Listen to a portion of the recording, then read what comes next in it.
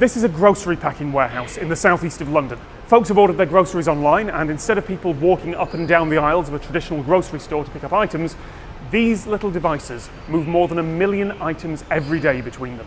Instead of trying to build machines that fit into a world designed for humans, this entire facility, the size of 7 football fields, is custom built to make this as efficient as possible. I cannot get across on camera just how incredibly large this whole place is.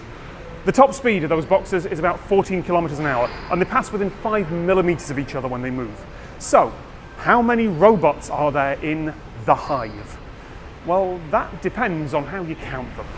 What you're looking at behind me is the hive. We've got the grid, which is the metal structure. It's filled with products. So that product is housed within what we call totes, or these open boxes that you can see at the top of the grid. We have around 2,300 bots, and they move the stock around the warehouse so that we can pair it up with customer orders to be delivered. The bots will move in the X and Y direction. They can also move in the Z direction. So we have a cable hoist system that means that they can lower down a gripper assembly and grab onto the stock that we have in the grid. In some areas we have as deep as 21 totes all in a line. We have sensors underneath the bot that mean that every time it passes over one of the squares on the grid, it has a laser underneath it that can tell when it moves over that cell. So it will say, I've passed a cell, I've passed a cell, I've passed a cell. We have around 58,000 different types of individual products within the grid. We'll use the huge amounts of data that we gather to understand what customers are most likely to order and place them in the easiest to reach locations for bots. All of that combined means that we can have stock into the warehouse and out again from our suppliers into a delivery van in just 5 hours. The robots deliver their crates over to the packing area. Some of that packing is done by humans, but there are mechanical arms as well.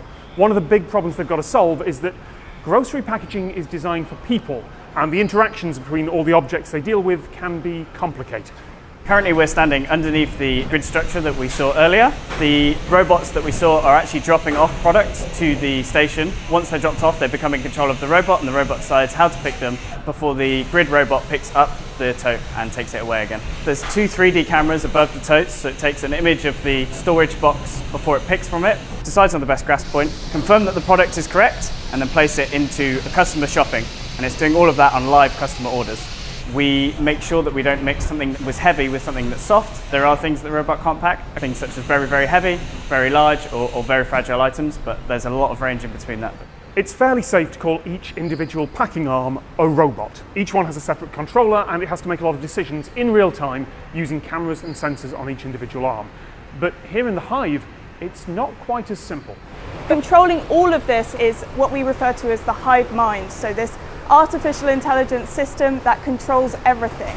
Once the stock comes in, from that exact point that it enters the system, the hive mind will track its every single movement. The hive mind will tell the bots exactly where they need to stop, but it is the bot's control system that allows it to follow a movement profile and stop exactly as the hive mind expects it to. There's just a 5 millimeter gap between bots, so that's both as they pass each other and if they stop next to a bot as well. This bot with the orange light may have experienced something within its sensors and all of those readings it's taking, that when it feeds that back to the hive mind, it's not quite what the hive mind was expecting, so it just brings it to a safe stop for investigation. We do have a number of grid operators that sit at the edge of the grid, and they're able to use our CCTV system that we have above the grid to look at exactly what's going on with that bot, and they can try and fix that remotely and send commands to the bot wirelessly.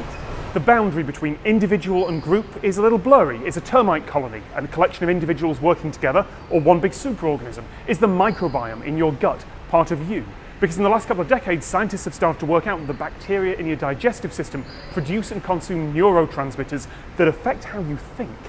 But most people wouldn't consider their gut bacteria to be part of them.